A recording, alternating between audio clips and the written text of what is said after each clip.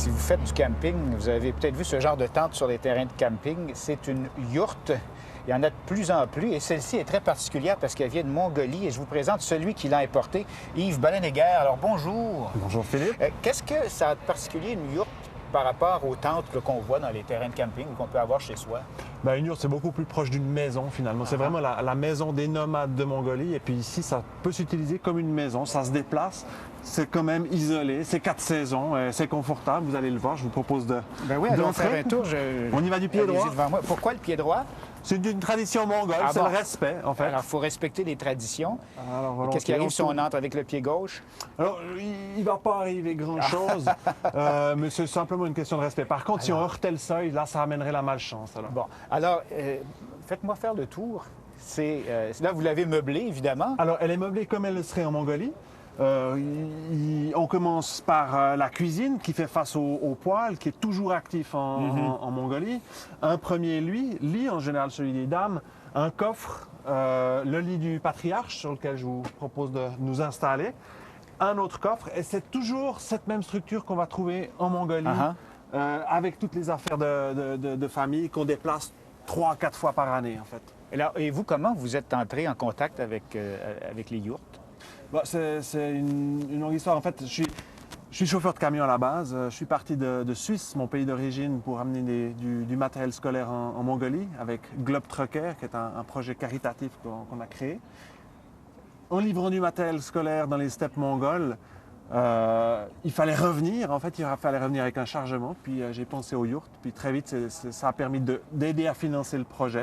C'est devenu une business et puis qui aide encore aujourd'hui à Globe Trucker a amené du matériel scolaire en Mongolie. Globe Trucker, c'est très important. Évidemment, c'est ça qui vous a donné l'intuition de faire ce genre de commerce-là avec les yourtes. Mais je veux qu'on revienne quand même à l'histoire et de l'importance de la yourte pour les Mongols. C'est pas quelque chose de folklorique. C'est quelque chose dont on sert encore aujourd'hui et c'est très utile. La moitié de la population mongole vit encore dans une yourte et une grande partie de cette moitié sont des nomades.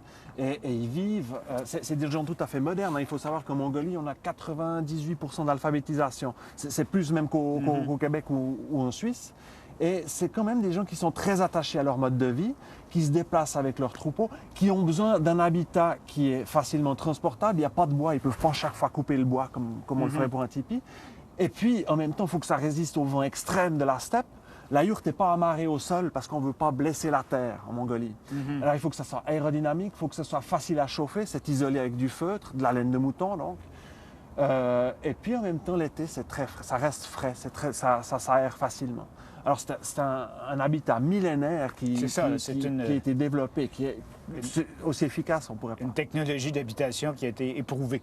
Oh, ça on peut le dire. Puis désormais, il n'y a pas eu beaucoup à l'adapter pour l'emmener au Québec, mais c'est 4 saisons. Là, on voit, évidemment, c'est bien aéré parce qu'il y a un petit trou au-dessus, mais normalement, ça, c'est couvert. Est-ce que c'est bien isolé? Là? On peut se servir de ça l'hiver ici. Là. Absolument. On peut le couvrir avec une pièce de toile. Ici, l'hiver, comme on voudra voir les étoiles la nuit, on mettra une couverture de vinyle clair, par exemple. Ça, c'est une petite adaptation qu'on aura faite au Québec.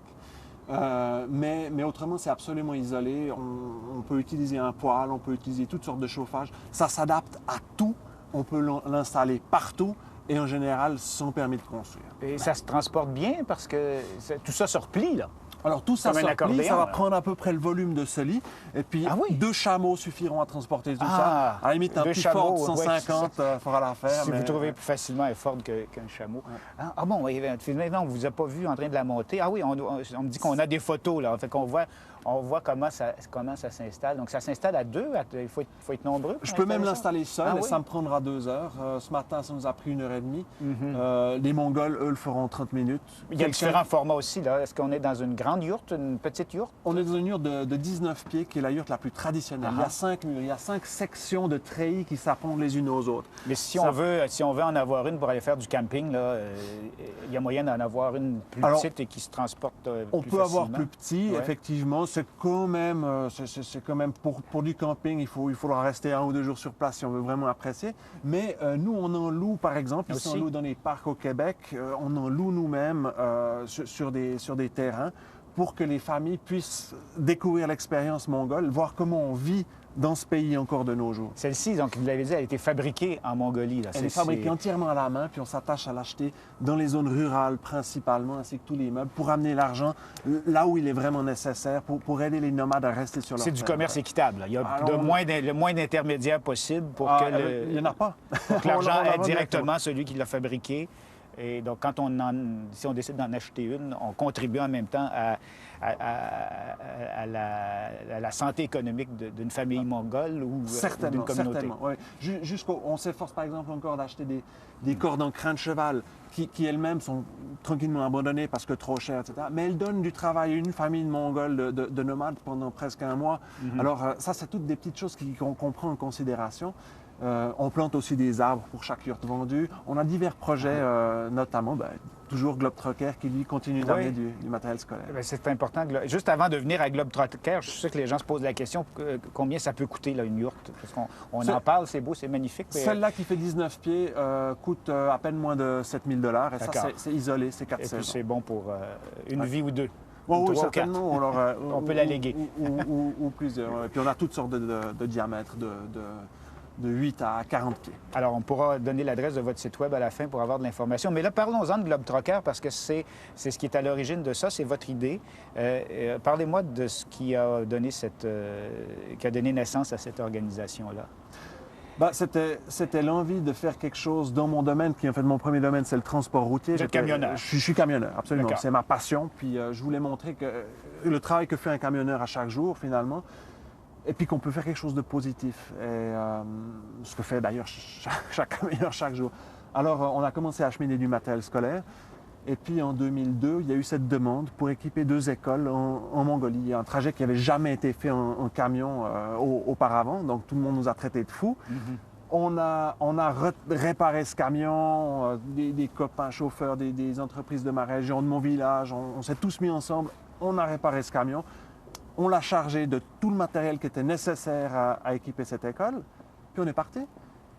Et à notre grande surprise, on est arrivé. Et puis à la surprise des Mongols aussi sur place. Et ça a été une expérience extraordinaire, mieux que partout ailleurs, parce que ces gens, finalement, on n'était pas le Père Noël qui arrivait, on était d'égal à égal. OK, ils étaient très reconnaissants de l'aide qu'on a pu amener, mais dès le moment qu'on a équipé cette école, ils ont commencé à prendre soin de nous. Ils nous ont emmenés découvrir la Mongolie, la steppe, les yurts. Et puis très vite, chaque fois qu'il y a eu un problème, c'est eux qui se sont occupés de nous. Et des gens qui n'avaient rien à voir finalement avec notre action. Il y a des exemples absolument extraordinaires. Et la Mongolie, ça a été la première expérience, mais il y en a eu d'autres. Ah oui, on a commencé à retourner finalement en Mongolie à chaque année, même parfois 2 fois par année. Et aujourd'hui encore, le camion, il va en tout cas 1 fois par année pour équiper ces écoles. Et toujours les camionneurs, les chauffeurs le font bénévolement? C'est totalement bénévole. Alors, Globetrotter est totalement bénévole. La vente des yurts est une entreprise commerciale, mais on est devenu finalement, les yurts sont devenus le sponsor la source de financement de Globetrotter. Globetrotter. Donc c'est comme ça, vous payez l'essence, vous payez les frais de déplacement. Certainement, c'est devenu un des sponsors, puisqu'il y en a d'autres qui Et c'est international, la Globetrotter? Ah ben oui, en fait, le projet est basé en Suisse. Vous êtes suisse? Aujourd'hui encore, moi je suis suisse, mais j'habite au Québec, donc on aide un peu à distance. Il y a d'ailleurs plusieurs personnes au Québec qui ont aidé aussi. Oui, parce qu'on veut bien faire des miracles, mais partir d'Ottawa, de Montréal pour aller en Mongolie en camion, c'est encore un peu compliqué. La route n'est pas finie, mais on l'attend. On a hâte, on a bien hâte. Ouais. On a fait une partie de la route d'ailleurs depuis ici en acheminant des camions canadiens jusqu'en Mongolie via le bateau. Vous pourriez faire le même genre d'opération entre ici et des pays d'Amérique centrale. J'en rêve. Alors, pour ça, il faut une demande. On ne veut pas amener pour amener. Il faut que ça réponde à un besoin, une demande. Mais je l'espère en Amérique du Sud, au Canada. Moi, je suis ouvert à tout. On veut que Globetrotter continue à faire grossir et à grandir. Grossir, je ne sais pas, mais en tout cas, faire quelque chose de positif qui réponde à une demande. Bien, je vous remercie beaucoup d'être venu nous parler de tout ça. Beau projet, Globetrotter. Et puis, vous voyez, si vous avez envie de donner un coup de main et de faire du camping en même temps, il y a moyen de jumeler une bonne action à une action qui vous servira aussi à avoir du temps de relaxation, peut-être dans des campings de la région du coin. La vie. Oui. Merci de nous avoir montré ça. On monte votre site web, on fait une pause et ensuite, le temps de rentrer en studio pour aller retrouver Rachel Dugas qui va nous parler d'une femme d'une grande générosité, Corinne Dufault. On l'a rencontrée cet été quand on est passé à Saskatoon.